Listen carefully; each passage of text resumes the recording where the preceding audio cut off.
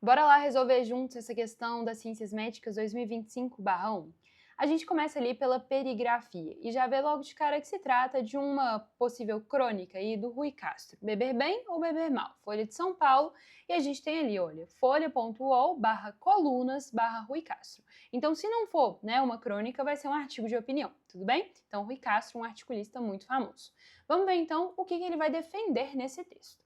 Beber bem ou beber mal?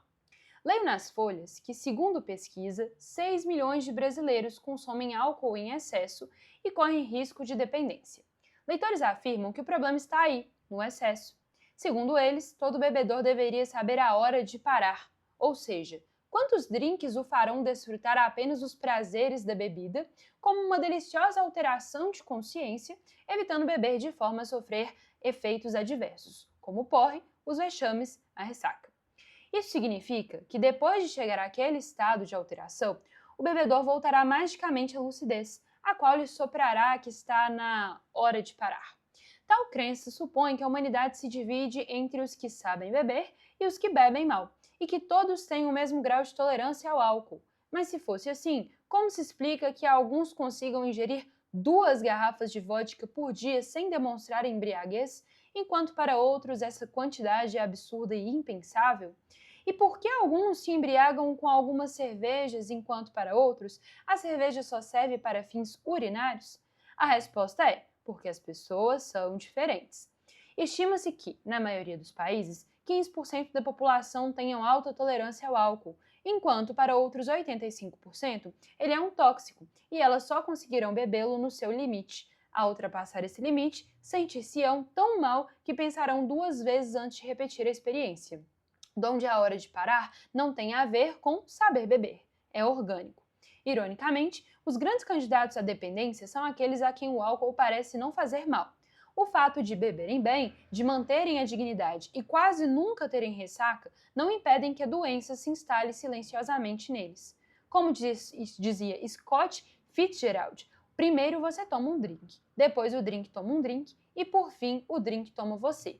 Mas, para aqueles 15%, esse dia demora a chegar. Vamos lá então para a questão.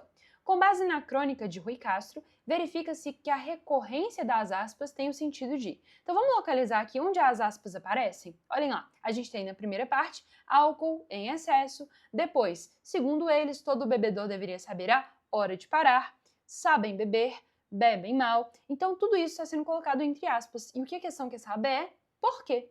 Letra A. Distinguir uma citação do resto do contexto.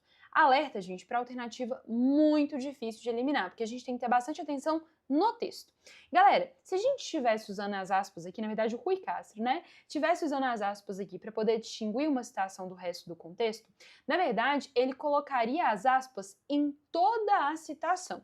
Como assim, Bela? Vamos pegar de exemplo ali a segunda frase, tá? Segundo eles, todo bebedor deveria saber a hora de parar. Segundo eles e o quem, né? Os leitores. Se eu estivesse fazendo uma citação aos leitores, como é que ficaria? Segundo os leitores, abre aspas, todo bebedor deveria saber a hora de parar. Fecha aspas. Então, se eu faço uma citação direta àquilo que outra pessoa traz, eu vou transcrever tudo aquilo que ela fala, né? Tudo aquilo que ela traz. E não somente o excerto, hora de parar. Tudo bem? Então, demarcar somente o hora de parar, somente o sabem beber, somente o bebem mal, não indica que a gente está citando, né, outra coisa, outro contexto. Na verdade, o que eu estou apresentando aqui é basicamente uma outra situação com o uso das aspas. Vamos lá, letra B.